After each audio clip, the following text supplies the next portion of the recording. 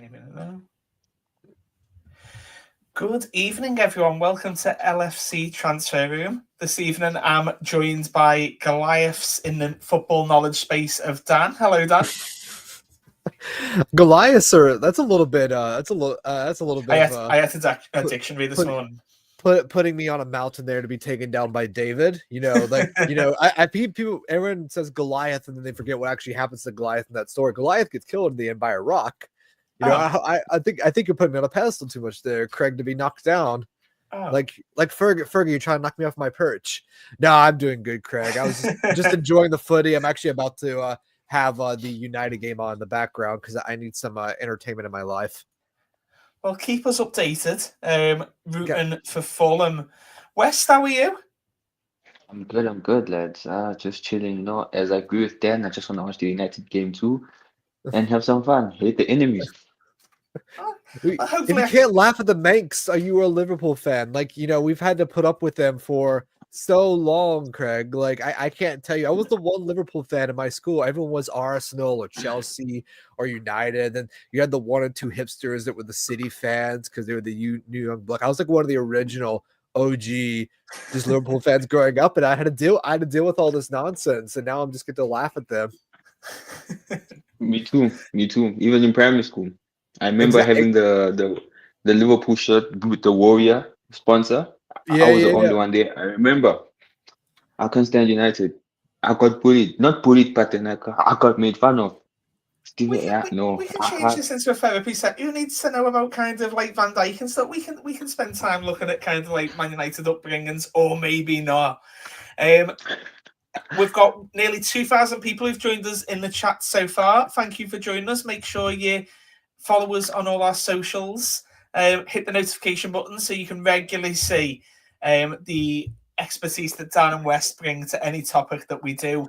But the first one we're going to start off with is the main man, Virgil van Dijk, is 300 not out. Dan, how impactful has he been over his 300 games at Liverpool? I don't think it's any hyperbole to say that signing Virgil van Dijk may have been the most important signing in the history of Liverpool Football Club since they signed Keegan back under Kenny Keegan way back when under Shanks back in the day. Listen, it can't be underestimated. At the time, I remember that summer very well, summer of 2017, where we were linked with Van Dijk. First it was the report, I believe maybe it was early Fabrizio Romano saying that actually he had agreed to City, and then everyone was like, Liverpool, it's a rinse and repeat of all the arguments you've heard of Liverpool's transfer approach since time immemorial. No ambition, don't spend money on the club. And it's excuse me, my train of thought is that no ambition from the club, and they're not willing to spend money on him. And then when Southampton went for tapping up the transfer guys, everyone's like, go get Todd, go buy this guy, go buy that guy. Liverpool said, we're not going to buy anybody else. And I remember all of us at the time saying, why don't they just buy anybody else? Why can't they just buy him? And then they bought him in that December, before the 28th, they announced the signing, and he joins the first game, gets the header against Everton in a derby, which is always a great start for anybody as well. And because of this, you just saw the difference with Van Dijk. Think about the career that Jonathan Tah has had and all these other center backs. I think they even wanted to buy the Croatian guy who was Lovren's center back partner at the time. I think it was at Inter Milan. You could just see the difference. People will talk about oh, is it gonna be Van Dijk or Koulibaly? Koulibaly, by the time he gets to the Prem, was washed for Chelsea, and you can just see this. You can just see that difference in quality as well. There is no center back as good as Van Dijk right now on the market. There's just no center back like Virgil van Dijk. There is no one like him, and it's just like Alisson's brilliant too, but truly the best signing in the past, I would say 30, 40 years of Liverpool Football Club has been the signing of Virgil van Dijk. Absolutely agree with every single word. I'm long enough in the tooth to remember Dejan Lovren in his kind of some of his days where he kind of struggled for a bit of form, it might be fair to say. And we were crying out for a hero at centre back. And when he made his debut, it was at Everton, wasn't it? He banged one in directly for us, and then from then just absolutely put himself into folklore. West, how important has Van Dijk been?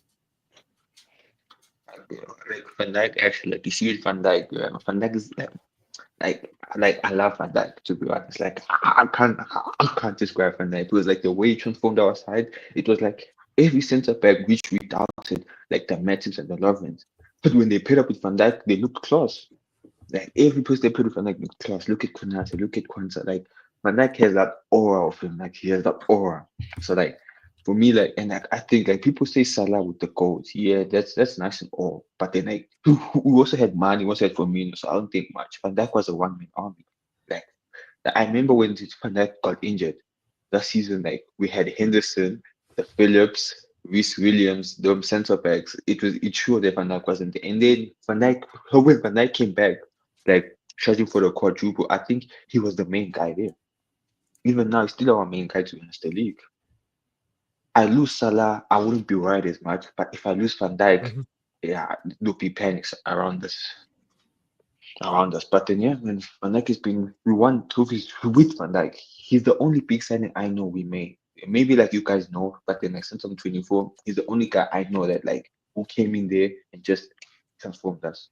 Like you can say Suarez, them players, but then like they didn't transform us. They were a one-man show. Van Dijk came in and transformed the team.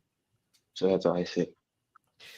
There's not many players, I feel like, over the course of kind of like time where you look at the particular position, obviously Messi, Ronaldo, you look at the position and you think to yourself, I wouldn't swap them with anyone.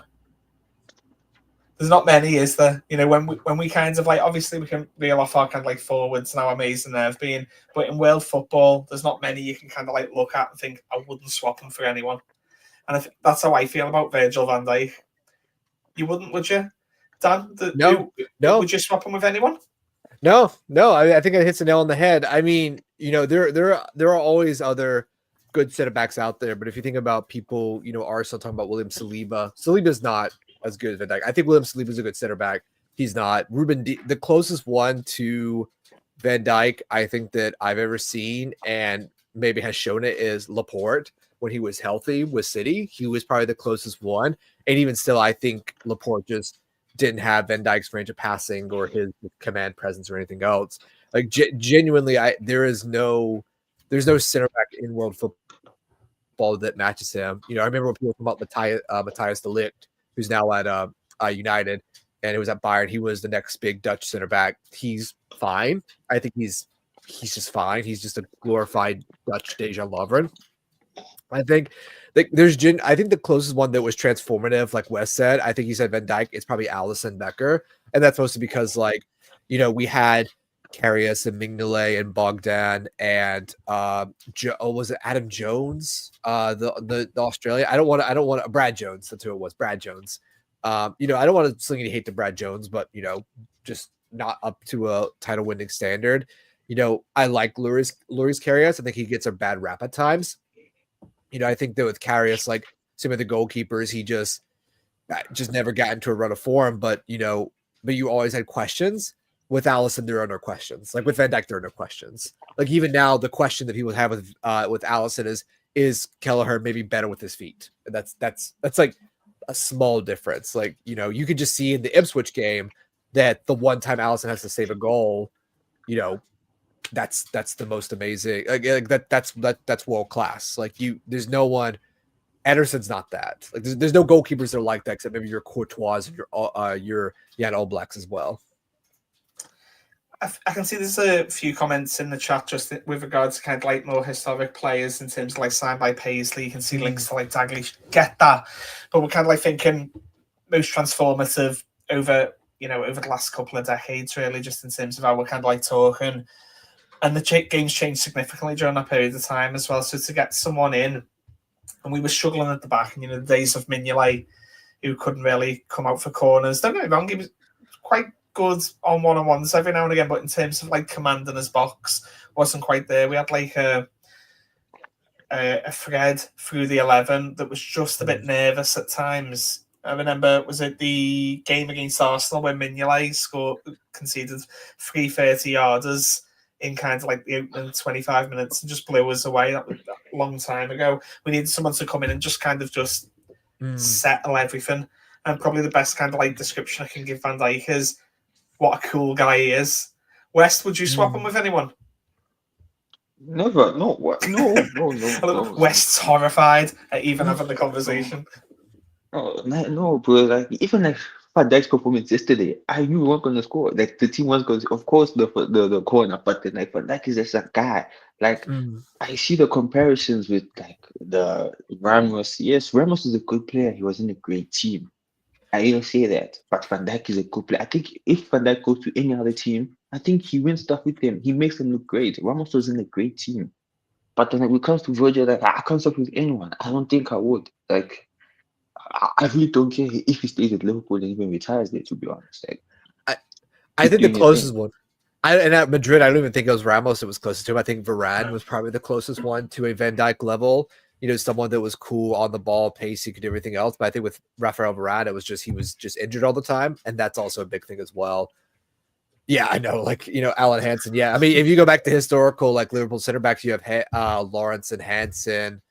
Oh God, Steve Nicol played fullback. Who else am I forgetting? Phil Thompson. Was Phil Thompson center back? Or was he a midfielder? Yeah, Thompson was a center back. What you call a CDM now? Yeah, he was like he played CDM as well. I mean, if you just think of all of the historical, hip. Well, I mean, like Van Dijk and Hippie, it's worlds apart. Like it's like Jamie Carragher. Like Carragher's an interesting player. I think he's. I think if you want to like do comparisons, he's probably your Konaté, someone who's more of a like sweeping.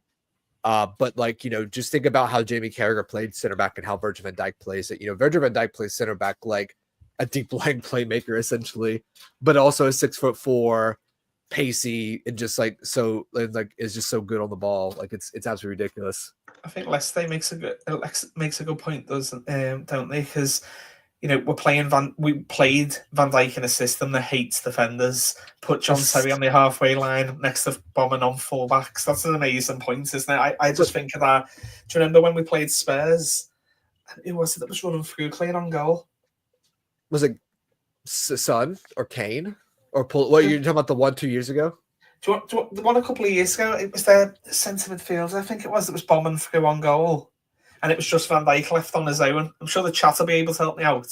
And he had the option. It was Son, and who was it that was running through on goal? Because I remember when I forget the wing back. I know who you're talking about, but it was I know you're talking about. But Kane, are you talking about when Kane scored at Anfield? It was like no, I'm thinking about the time where vividly we went up for a corner. I think Trent whipped one in, and then they broke, and it was their centre midfielder. I'm sure the chat. It was. Sissoko. I know. Sissoko, wasn't it Sissoko? It was Sissoko. Yeah. And he blasted it. Yeah. Because he could have played Son and Van Dijk moved. That's right. Yeah. And Van Dijk had the choice, didn't he? He had two bombing at him, and I think most would just go for the ball. He didn't. He kept the space. He was kind of like, thank you, William. Yeah, Sissoko. He was kind of like jockeying back, wasn't he? And managed to get Sissoko still into that presence of mind to put him onto his weak foot. Blazed it over. I think when you've got one defender, what a defender, but one defender kind of like going up against an attack line, and yet maybe, you know, you look back and you think you probably wouldn't have wanted Sissoko if you was a Spurs fan to be the one running through. You would have preferred it to be Son, but Van Dijk could only play what was in front of him.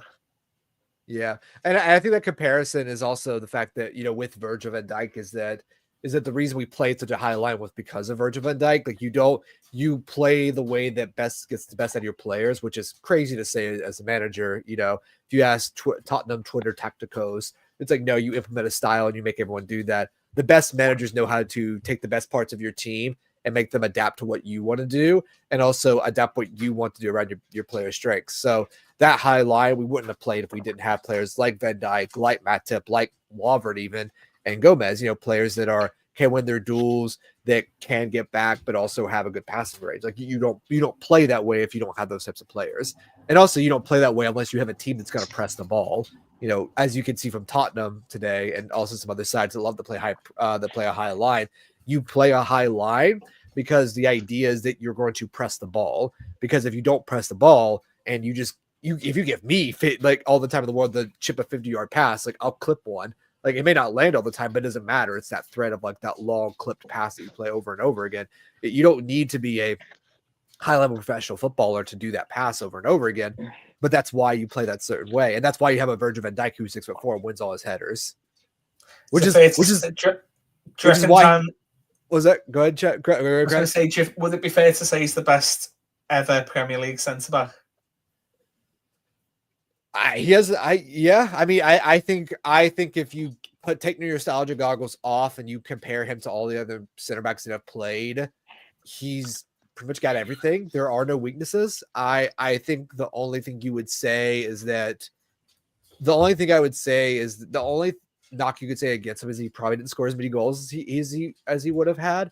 But there's genuinely no one that plays. If you ask any center back from that era, Yap Stan, if you ask Vidic, if you actually ask Terry, like people who have played, not the fans, they're like, yeah, Van Dijk's another level in terms as well. And I know people are going to say that, that's Liverpool bias, and it is, but that's not the point.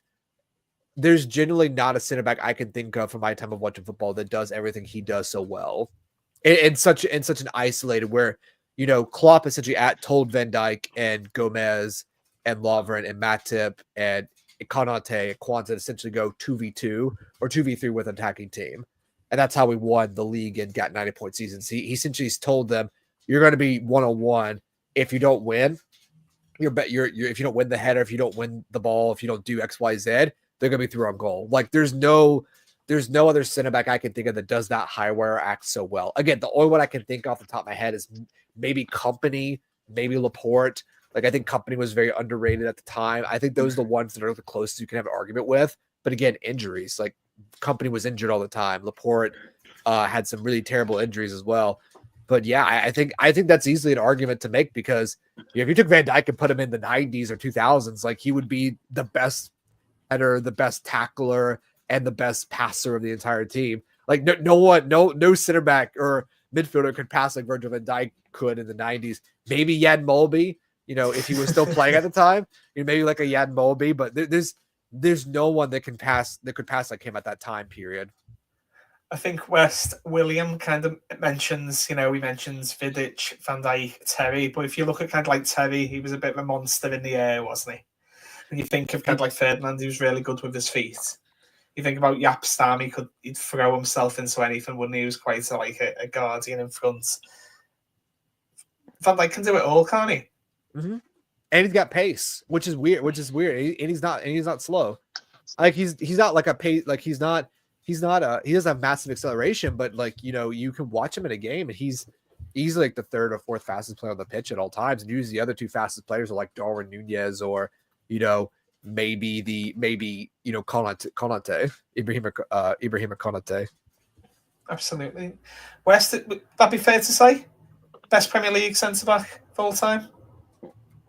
I can't say that because I'm a Liverpool fan, but the only thing that's killing Van Dijk now is the trophies. If Van Dijk wins the league or Champions League, I think he can have the conversation. But then for now, that's why I say players like Salah, Trent, the kind of conversation you're saying the best because they haven't won enough for Liverpool. They should have won. So now I look at Van Dijk. For me, he is the best centre back in this era.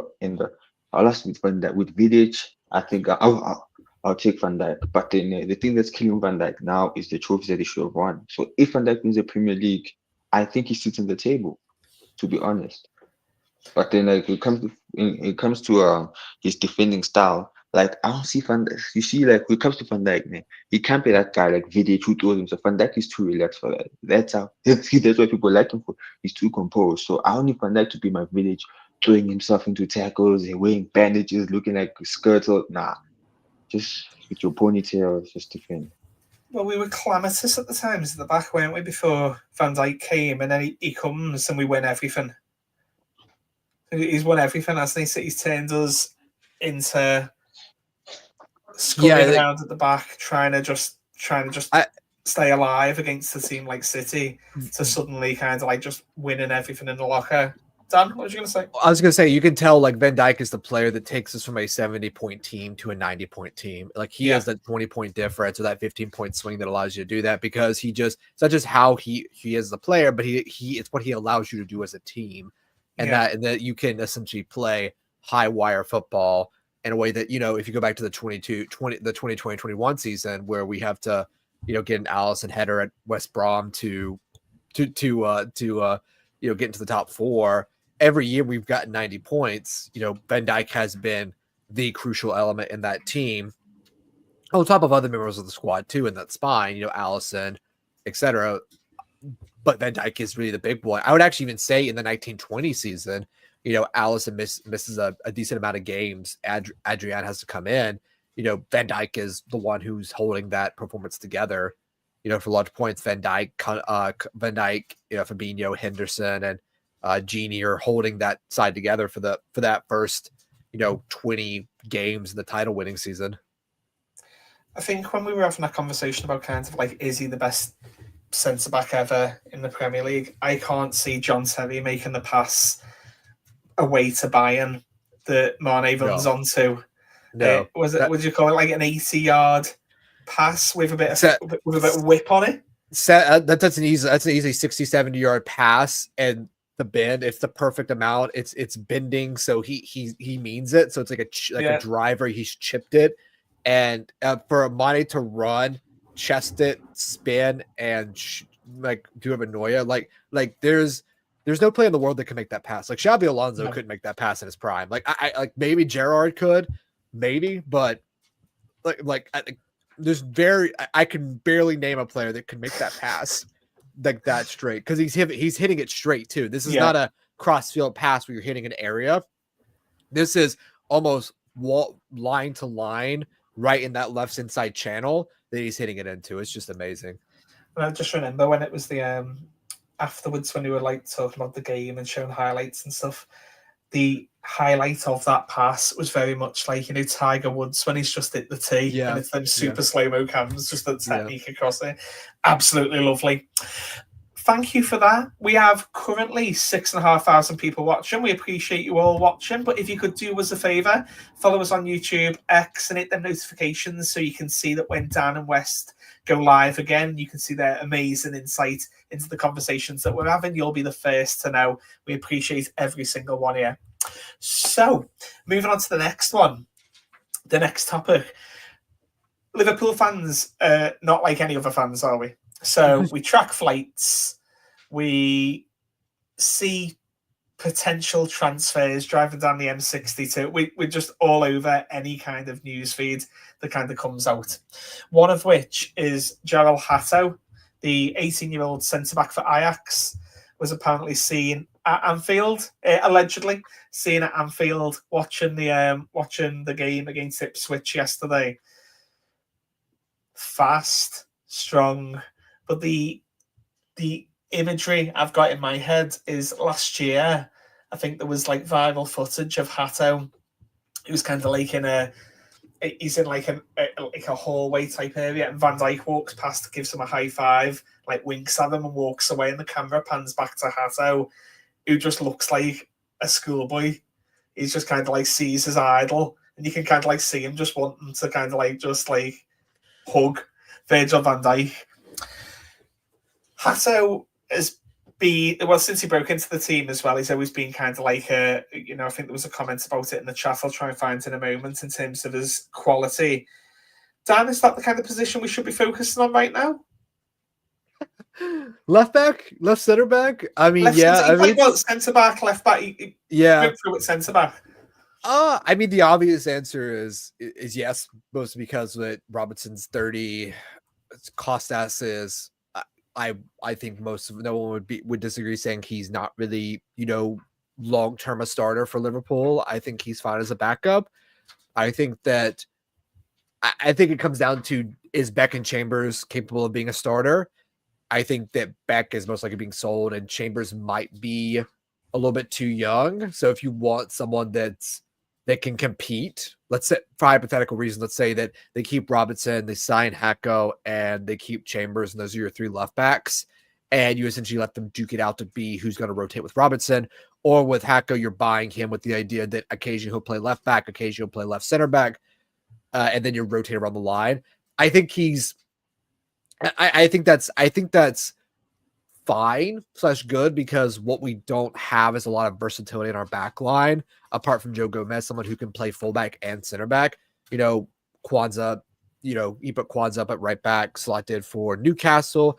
And I think that he just really struggled with defending in wide areas like that. I think Kwanzaa is a good center back. I think some people are too willing to underplay Kwanzaa's ability. I think if he was at Tottenham right now, I think like Kwanzaa would look like the best center back in the world right now at Tottenham Hotspur, who have like no center backs. I don't count Dragusin in that conversation because it's just not in down to the passing. I think that Liverpool are going to be linked to left backs, and they're going to be linked to left backs because obviously it's a position that Robertson's aging, Tsimikas is aging, and obviously not good enough. And we have youth players there that the manager hasn't played, so we don't know their quality. So it's the most obvious situation to buy. I think also we just talk about Virgil van Dijk forever. We can keep talking about Virgil because he's such a beautiful man and a beautiful human being. It smells good too. Like everyone says how well he smells. Like I wonder what shampoo he's using because I could use it. Like let's say he's the best fourth. Yes, he's the best fourth choice center back in the league in that competitive category. Is that it could be in a situation where we're gonna have we don't have a starting left center back next year if Van Dijk isn't re-signed and he goes, which is a possibility at things stand.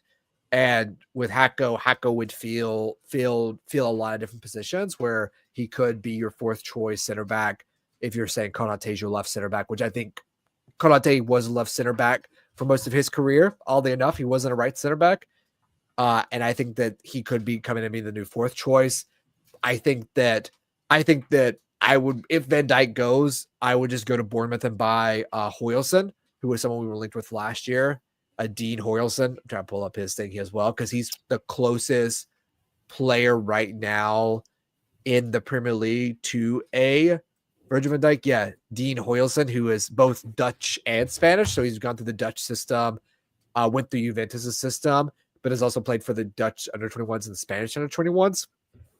Like, I think he's ridiculous good. And I think if you are going to buy a center back that plays left side, you just buy the best center back. I wouldn't buy Hato for that hybrid reason. If you're buying Hato to essentially say you are going to be maybe not the starting left back, but you are going to play, let's say, 15, 20 minutes. And by the end of the season, that's going to be your position. And that sort of transitional way. You really don't want to buy 18 and 19 or 20-year-olds to be your immediate starters, but you want to buy them with the idea that in 6 months, that's your spot.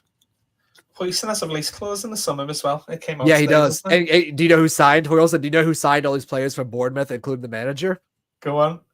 Do you know who it is? It's Mr. Hughes. Yeah, it's Ricardo Hughes. It's Ricardo Hughes himself.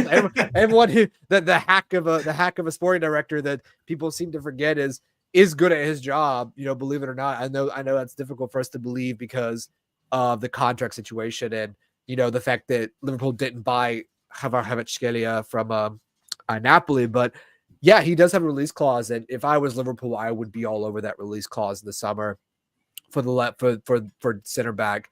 And then the left back situation, you just have to figure out where Beck and Chambers are in that progression.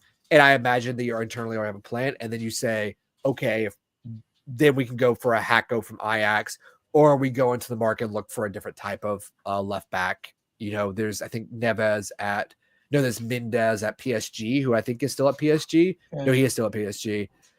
There's just so much you can do. I think people are going to freak out about left back every single year until we just sign James Milner and have him play left back for us again. Remember that, Craig? Remember when everyone's like, why don't we buy Jonas Hector from FC Clun? And then we just end up playing James Milner at left back for the whole year. People just need to chill out about the left back situation. We don't need to spend £60 million on a left back. Man City do that, and that's a whole other situation. Spending millions of pounds on a left center back, multi-millions of pounds on a left center back, on a left back is not really a good return on your money. I like him. I think Hato's good. He is definitely a type of profile player you could look at for a left back.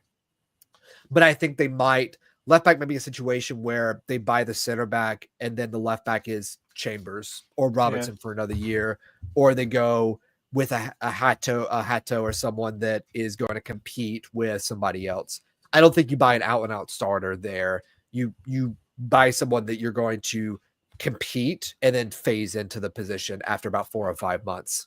Absolutely. Abdi, you left the comments about Hato. Do you want to put a comment in to tell us what kind of player he's like? How would you describe him to current, players over in the Premier League, so to speak? What's he like? Guardiola. Well, yeah, but so if you could tell us a little bit more, what's he like? West, is he coming in as if he does come in? I know there's been a number of players who've been at the Anfield crowd, hasn't it, to come and watch us over the time. It just sets Twitter alight, doesn't it, in terms of who was there. Might not amass to anything, but you can see the links there. Could you see him come? Have you had a chance to see much of him? Could you see him coming as a fourth choice centre back, left back? What are some of your thoughts? You're on mute, but it looks insightful. So like I remember in the group chat you guys were talking about it, but I didn't know who the player was, so I had to Google him. And for me, we have Kwanzaa. So now if you bring Hato away his Kwanzaa's position, now what's going to happen to Kwanzaa? Now are we going to offload him since we have heard the rumors that the manager doesn't fancy him? I want to offload him, which I think Kwanzaa is a good centre back. He's a good cover up. He has been doing a job. So now Hato, like I don't think Hato is on top of my priorities. My priorities are contracts, and if the contracts don't get signed, cool. Let's get replacements for these guys. Not us buying a young centre back. I don't think a young centre back is going to help us do it. As far as I know, the centre back will play in the youth team majority of the time. I won't see him in the bench. I'll see him in the bench only if we play in Carabao Cup games, and which I'm not interested, to be honest. So yes, you can buy him, but then for me, my top priorities are not a centre back. It's a left back. I know he can play left back, as Dan said, but then I want at least I get an Anthony Robertson, for example. Not a player I want, or a Kerkez, for example. Just get me a left back and then get me a DM. And then you guys can play around and get centre backs. I don't mind. But then can we at least focus on the most priority thing for us is renewing these contracts and buying green players to cover up the spaces that we need to cover up. It's hard to get out of our heads as fans that it's almost like this binary football manager. You've just got to go for one player at one time kind of thing. When really, Mr. Hughes has probably got a reel of players, isn't he? We're kind of looking at. I liked in the summer, I know it probably didn't feel it at the time, but I liked in the summer our slot was given the summer to have a look at the squad. So rather than doing what most do and just come and bring a couple of players across a la Ten Hag, before you get an opportunity to really fully understand the squad, it's paid dividends, hasn't it? Dan, West kind of mentioned about he saw other gaps in the team, not necessarily the focus should really be at the centre-back position. We mentioned it most streams, it feels like the right time to visit it again. Where are the biggest gaps, do you think, currently? It's hard to say the biggest gaps for top of the Champions League, top of the Premier League, but where are the biggest gaps in our squad right now? Where can you see the focus being in the summer, to pick up from West's point? Well, I think there's a difference between how we may interpret gaps versus how internally they may look at gaps. So I think that what Slot sees as potentially a gap is someone to play a 10/forward, so a 9 who plays a Marmouche. If you think of all the forwards we've been linked to, like the Marmouches, the Kvaratskhelia, very much versatile forwards that can play off the left or through the middle. Though granted, Kvaratskhelia mostly plays off the left. Marmouche also played off the left and through the center, and you saw with City how they're playing him like a Julian Alvarez. I think one that's a priority is that they're probably looking at a 10, a forward who plays as a 10, not in a 10 like a Odegaard sense, but someone that gives you the physicality of a Soboslai, but maybe is just a little bit more clinical. I would say, if you want to, example, throwback like a Dele Alli, someone who's going to press, who's essentially plays as a second striker. I'm not going to use any of that FIFA parlance of a shadow striker or that football manager thing of shadowing the press. No. I just mean someone who's essentially his job is who functions as a 10, but out of possession is essentially playing next to the center forward, whoever that might be. That may be Jota and Nunez. I think that is where that's the first issue, and the reason why I think that is because I think Slot wants to move Soboslai back and have him play in that pivot. I think right now, the 4 pivots that he wants to keep is Grav, Maka, Jones, and Soboslai as the 4 kind of rotating DMs. Morton's going to go. I think Indo is probably going to go, but they might keep him around if they don't get an offer, because they did get an offer from Marseille, but it wasn't what Liverpool wanted, so they didn't sell him, which I think is fine. Keep Wataru Indo. I think that if they get a 10/forward, it might help Harvey Elliott's situation, because let's say Salah goes. I think that opens up a possibility that Harvey plays as a slot-style right winger /10 rotational player. I think the fact they signed Chiesa is a good example of the fact that there is a strong possibility that Mohamed Salah does go and does not renew. I think that is a possibility. The reason why I mentioned the center back problem situation is because they wanted to sign it back in the summer before, Van Dijk was even offered a contract. And again, just to reiterate, all three players have contract offers. None of them have signed, but they do have the offers. They need to sign. Kwanzaa re-signed, which is why I think when Wes says, people say that Slot doesn't rate Kwanzaa, I don't think that's true at all. I think Slot is very much trying to, these are my best players. I'm playing my best as of right now. And he's like, I'm not trying to coach Kwanzaa to be a better player. I'm coming in to win now, in that very Jose Mourinho style. And I think also that, if you think about the beginning of the season, I think when Slot pulled Kwanzaa for Konate, that just ruined his confidence. And I think Slot knows that too. So he's trying to slowly rebuild his confidence. Because I think that him pulling him so early in the season also derailed that confidence and that belief that he had at the end of Klopp's year. I think a center back is something they are identifying as. I get the idea of signing a starting left back, because I agree that right now it is a position of long-term concern. They're not going to sign one this summer, this window, because there's just, unless someone knows, like there's the one at Girona that I think is pretty good, Gutierrez, but there's just no one really out there that I can see that is a Liverpool quality that you're going to get now that is going to start, and let's say May against Arsenal at home to win the title. Like who are you starting? You're probably starting Robinson at this point in time, even if you sign somebody. Like I like Anthony Robinson. There's a lot of players out there I like. Milos Kerkez, I do like as well. And if you sign him, he definitely could be a starting left back for us.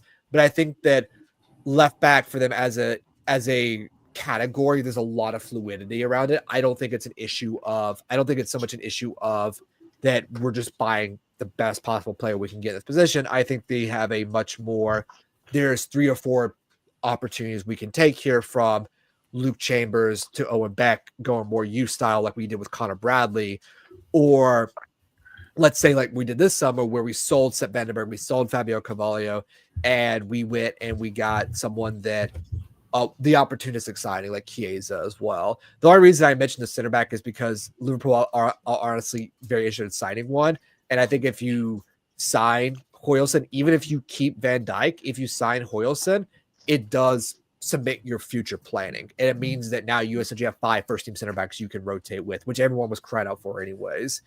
And Kwanzaa can technically play left back because he did do that before, but I wouldn't recommend it as well. So I think there's a lot of issues. I think there's a lot of different ways we can go there. Again, I would just like to reiterate that signing a 70 million pound left back does not improve you from an 80 point team to a 90 point team. If anything, it maybe gives you like 1 or 2 points. So if you're looking for where's my best opportunity cost to maximize my gains, your center back, your forward position, or even potentially another midfielder that can play in the double pivot is probably the more reasonable way to go. I do think if Trent goes, they're also got to figure out a right back situation, which the right back situation might just be our right backs are Joe Gomez and Connor Bradley. That might be just our solution to that problem, because Gomez was a right back for us when Trent started. And in that situation, it might be Costas or Robbo goes, and they decide that our left backs are going to be one of Costas and Robertson and one of Chambers and Beck. Again, I don't think that this is just what I'm speculating based on how I think Liverpool are thinking internally. I'm not saying it's what I would do. It's just where I think they think the problems lie. So that's why I said, they're probably going to sign 3 to 4 players this window coming up, regardless of who signs their contracts or not, because I think one of them will sign at this point. Again, I've changed my mind so many times about this contract situation. Listen, I've changed it so many times. You go back and look at it. I thought Trent was the most important. I still argue it is because of what it means. But in terms of who's the best in their position, it's Van Dijk. Like, I know it sounds crazy. but we actually historically have played very well without Mohamed Salah. So when Mohamed Salah goes, and he will eventually go either this year or in 2 years, we will be fine. When Van Dijk goes, I'm less convinced because, like I said before, of how important he has been. However, what I will say is that if Van Dijk goes, then you just go get Hoylson. You go get the best possible one you can get statistically that you know is going to be the best, and you just back the recruitment team to figure it out from there. I'm not saying people will be happy with that. I'm not saying I would be happy with that. I'm just saying that that's probably the internal logic that they have. No, brilliant. Thank you. So we'll come to left back in a minute because there was a bit of an update with regards to Kerkez. So we'll come to that in a moment. Not much of an update, but a slight update. West, you were kind of highlighting, there's more pressing positions that you'd be focused on in that 11 right now, rather than kind of like, defensive positions, defensive reinforcements. Where does your mind take you? Who would you bring in if it was magic one time? Who would you bring in to get us up a couple of points? I'll bring in a DM. Have you And from a DM? So obviously we're linked to Zubimendi, weren't we, in the summer? It didn't quite happen. Is there anyone else, because Zubimendi's profile is quite unique? Is there anyone else you'd go for in that role? Varela from FC Porto. Yeah. Varela from FC Porto. Yeah. Yeah. I'll go for him. But then, like, as I said, like, centre back for now, because I think Virgil will sign. But then, for now, I don't think we should focus on centre backs because we do have the guys. We have Gomez, who still has to come back from injury. We have Kwanzaa, we have Konate. So I think centre back for now we fine. But then, like, if it happens to the summer that all those three guys leave, of course I'll be concerned. But then I think maybe let's shape the attacking wise going forward. Like, let's bring in the attacker, let's bring in the DM. And then centre backs are going to be my last priority. I don't think centre backs will be my first priority, to be honest. So I think where the holes are, and I'm not saying holes, but then I think we need a number 10. We need a DM and also an attacker. I feel like my mind is stuck on them 3 contract renewals because it's so pivotal, isn't it, coming into the summer with what happens with them 3. I want to ask you a bit of a harsh question. Say you can only keep one. Dan's already kind of alluded to it a little bit, but West, if you could only pick one out of the 3 to stay, and this has no science to it whatsoever, does it? I'm just generally interested. If you could pick one out of Trent, Virgil, and Mo to stay, who'd you keep and who goes? I'll keep Virgil. Yeah. I agree. Yeah, 100%. I know Jay Muse pointed where does service come if TA leaves. Yeah. Like Jay Muse, like maybe 5 years ago, I would have asked that question. Now I'm not really worried because we're actually very good at moving the ball through our flanks and through the middle as well. We have so many players that are such good all-around technicians, passers, Grav, McAllister, Soboslai, Jones, excuse me. Even if you take Salah out, like, we've seen Nunez do 50-yard raking passes, Gakpo do crossfield, like those Robinson, Trent type of goals. I mean, literally the cross that Gakpo does to Salah is very Trent Alexander-Arnold. Like, he cuts inside and it dips over him as well. So I wouldn't worry too much about service. I think if you lose Trent, what it does is that it makes you kind of be a bit more orthodox in how you set up. I'm not saying that makes us less fun or less good. It just means that the way Liverpool play and attack, it's just going to look a little bit different. It's going to look a little bit more, kind of familiar. And again, I'm not saying that we don't. It would mean we have less good players or that we're not as successful. It's just more of that. When you think about Trent, everyone says like all Trent's like bad at defense but great at passing, which is over-exaggerated as a defense. It's over-exaggerated how bad he is a defender. And then his passing at times, he loses the ball all the time, but that's kind of his license. That's what he's supposed to do. We've always treated Trent like a 10 rather than as a right back and how he plays on the field.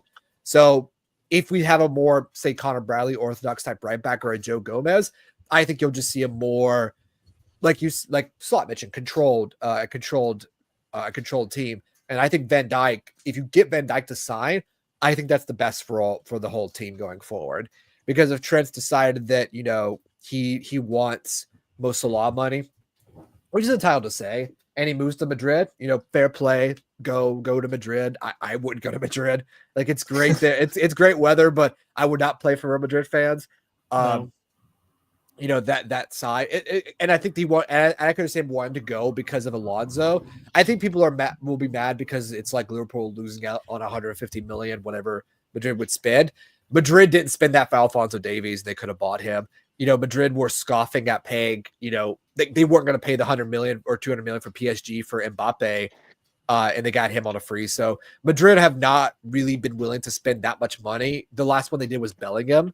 And that's and they only bought him is the point, as I'm saying. So Madrid have actually been very stingy in what they've been paying in the market. So even if we had Trent locked out, I don't think Madrid would come in with a bid more than, say, 40 million pounds. And Liverpool, I imagine, or think he's 100 million easily. So it's 100% Van Dijk because it allows you to, like Wes mentioned, you can sign anybody. If you lose Van Dijk in all three, then you essentially have to. So you could sign anybody if you keep Van Dijk. You can make an argument for any position. If you lose Van Dijk, you have to sign every position pretty much. Center back, left back, forward, potentially midfield. Your problems become proportionally larger with the team because we essentially go from a squad of around 2021 to 16, 17 very quickly. And while I'm not saying that we need a squad of 24 world-class players, there is a big gap between having 21 fit players, 20 and 21 fit and talent, good players, and 16. Yeah. We've got nearly 8,500 people watching, so thank you for joining us this evening. Chat, get involved. Who would you, same question to yourselves watching, who stays? If you could pick one of them to stay, Trent, Virgil or Mo, who stays? Because to pick up on Dan's point, Salah is currently on 40 goals and assists kind of territory again, isn't he? That's a lot of numbers. You've got Trent in terms of he can just ping a pass wherever he wants it to go. He's an absolute wonder of a foot. But then Virgil, that kind of absolutely instrumental in terms of changing us. Klopp's kind of doubters into believers. I don't think would have happened without Virgil van Dijk, and he had the option to pretty much go anywhere, didn't he? Mm-hmm. When he was leaving Southampton, imagine if he would have went to City. I don't want to live in that world. I don't. Do you know what I mean? And the option was there, and I feel like if that kind of would have happened, would we have been anywhere near as successful as we have? I think probably not. I can't understate how amazing a signing Virgil van Dijk has been. If I was to kind of think who would want to stay out the three, it'd be Virgil. Exactly the same points as what Dan highlighted. You're going to have to replace a lot more than just Virgil, aren't you, if Virgil doesn't sign? I do hope by the noises kind of coming out and how he's composing himself and he's just cutting conversations down, isn't he? That you'd hope something's agreed in the background for that to happen. Trent is obviously incredibly quiet. Mo seems incredibly fatalistic, doesn't he, with everything that's coming out? I hope we can give the fans some trophies before we depart. That kind of language. I don't like it because I keep thinking of what, Stephen is much better than the numbers, isn't he? He kind of goes into a lot more detail about the cost of Mo Salah to keep him on. And at one point he will drop off the cliff. It just isn't really happening yet, is it? It isn't really happening. He isn't dropping off yet. That said, he is a different player from the Mo we signed. We signed the Mo Salah. It was rapid. It would just beat a man, would fly past, poach. This Salah's a little bit different, isn't he? He's a bit more of a playmaker as well. Some of them outside of his foot passes he's putting through are absolutely unbelievable. Hopefully he stays. If I know I'm preaching to people who are already probably heavily invested in that, but we have 8,500 people watching. Thank you for joining us on this cold Sunday night that is in the UK. What's the weather like with you, Dan? Oh, it's cold. It's in Boston. I'm in. Yeah, it's cold. If you think people on Liverpool Twitter are FSG out, wait till you come to Boston, listen to Boston Sports about potentially bidding for the Boston Celtics, which has there hasn't been any trustworthy news source on that. Nothing from the Times or the Globe, which John Henry actually owns or owns part of the Boston Globe, which you wouldn't believe considering how critical they are of FSG. So I don't know what the FSG is paying their PR team. Allegedly, their alleged PR team, but apparently they're not even paying them enough for the newspaper that John Henry owns. You know, that's a whole nother conversation we could get into. You know, the PR metrics out here as well. I think all of that's true, Craig. I think that Mo Salah has pretty much turned himself into a Messi light player, you know, the closest thing to a right wing / Messi creative forward.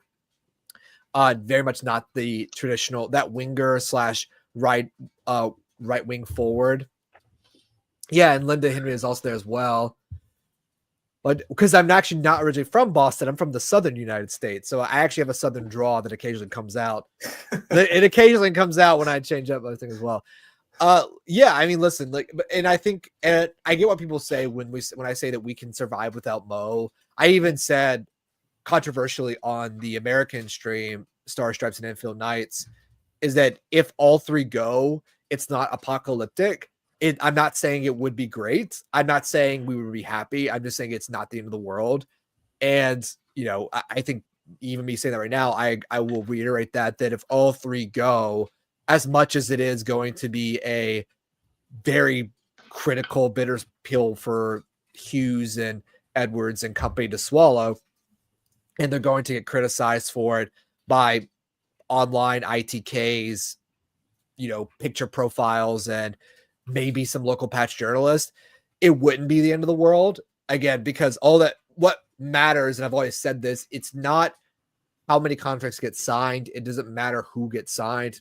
It's what you do after at the end of that. What is the next plan after that? Because that's the most important, because what is the plan after Van Dijk? What is the plan after Mohamed Salah? Because we asked that question in 2018, 2019, 2020, you know, when they were coming up into the late 20s and 30s, people were saying, who's getting sold, who we're going to keep, what's the next step for this team?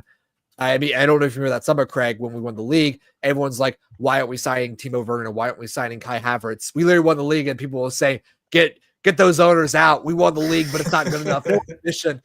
Ambition. So it's, you know, it's more about what happens afterwards. I do think that, again, this is why I think Van Dijk's most important, is that you can make that transformation less. You can maintain your competitiveness if you make that transition less shocking, so to speak. If you don't shock it too much, it's not like some other teams like, you know, United, Tottenham, Chelsea, City, you know, these teams that need almost complete overhauls. You know, Arsenal, I would actually argue do need something of an overhaul, and they've kind of been doing it, but not really. I think they've been overhauling the wrong position. You know, they sell forwards and buy like 6 defensive midfielders. You know, Arteta's really drilling into the DM market to see if someone can give him 20 goals and assists a year.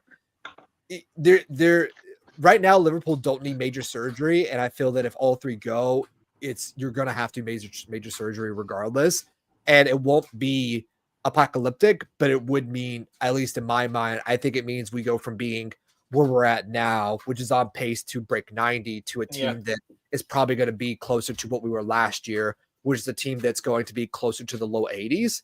Doesn't mean we won't be competitive for a title. Doesn't mean we won't win trophies. It just means we might go through a phase where we're not the greatest team in the land for a bit, which would be sad, because I want us to be the greatest team of all time. Well, it keeps coming up, doesn't it? It does massively change our transfer strategy going into the summer, and that work's kind of like obviously starting now. One of which that we're linked with was Bournemouth left-back Kerkez, who allegedly there's social media footage of him saying that a move to Liverpool isn't happening. If that's the case, and it's not to be, then left back, we've already kind of concluded, is an area of focus. We've only got a couple of minutes, so in a couple of minutes, what left backs are there out there that you think you'd want to bring in?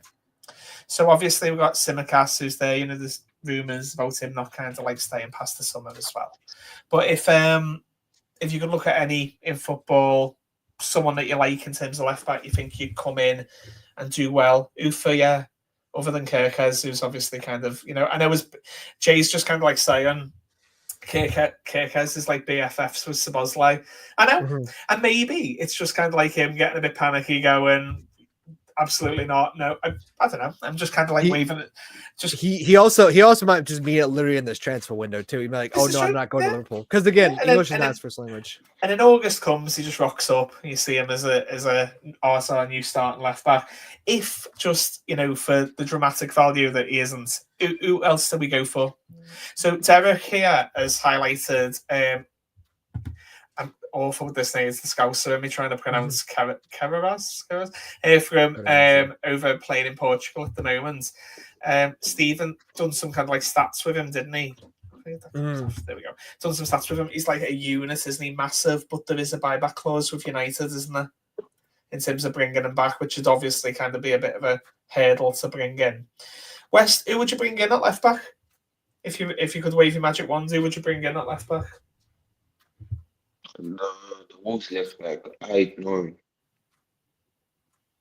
Who's that? Sorry, West. Nori, the Wolves step back. The Wolves left back, I ignore. Ain't Nori. Yeah, I ignore. Yeah, like I'll bring him in. I also bring in who? What am I looking at? I'll bring in the the one from Girona. I think it's Girona. Gutierrez. Yeah. Yes. Gutierrez. I'll bring both in, but then like with the left back, I trust FSG. It's like the Conor Bradley. Like because now I never knew Robertson will come this far. Don't forget, people think Robertson was an 80 million signing, 60 million. He only cost 8 million, and look how it turned out. So I wouldn't mind if they go in a cheaper route, but then like they have to trust him. He has to be a starter, and if the person goes and lifts.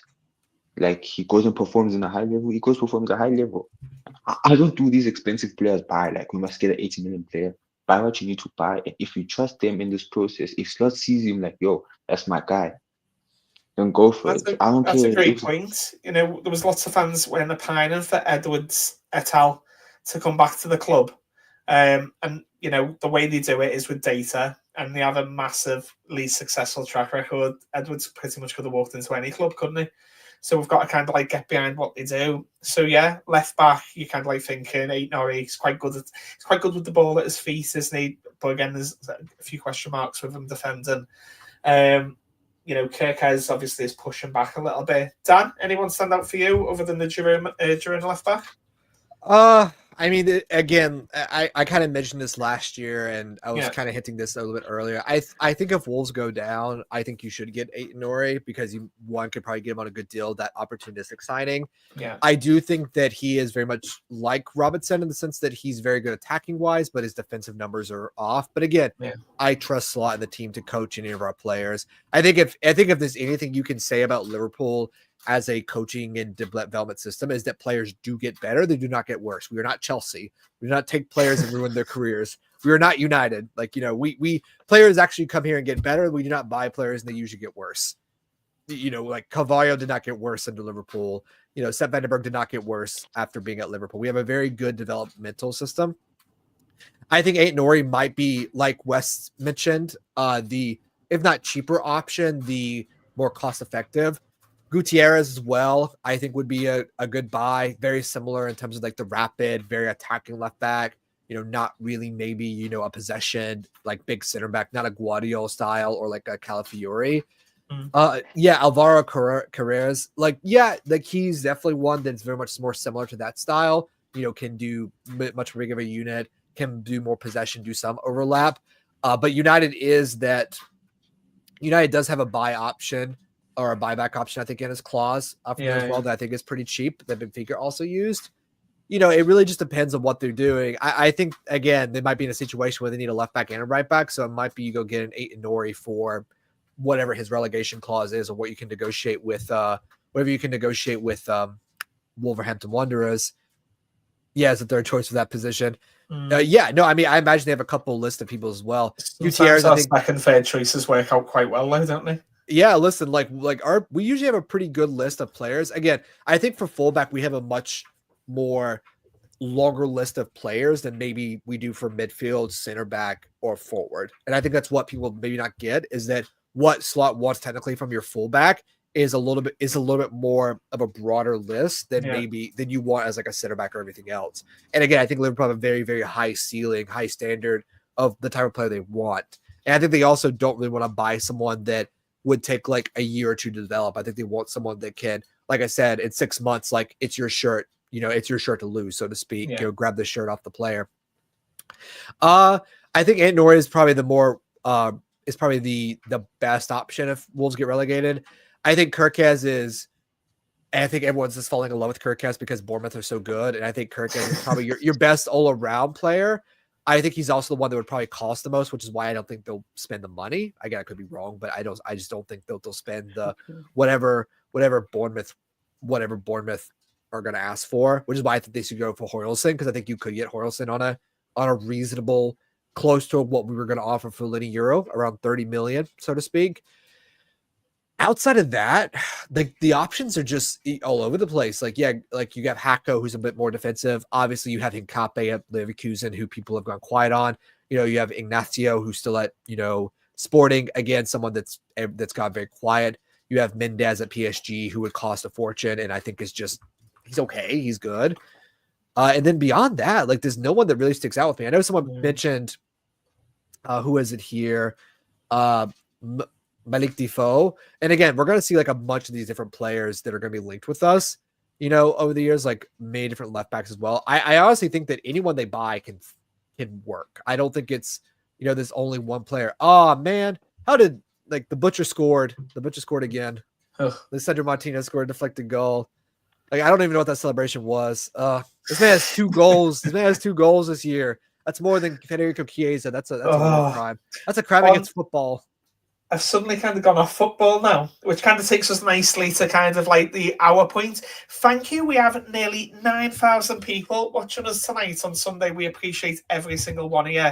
If you can spend the time kind of following our kind of YouTube channel, all our socials, add the notifications so when we go live, you will see us. It's been an absolute pleasure from myself, Dan and West. Have a lovely night, and we'll see you for the next one.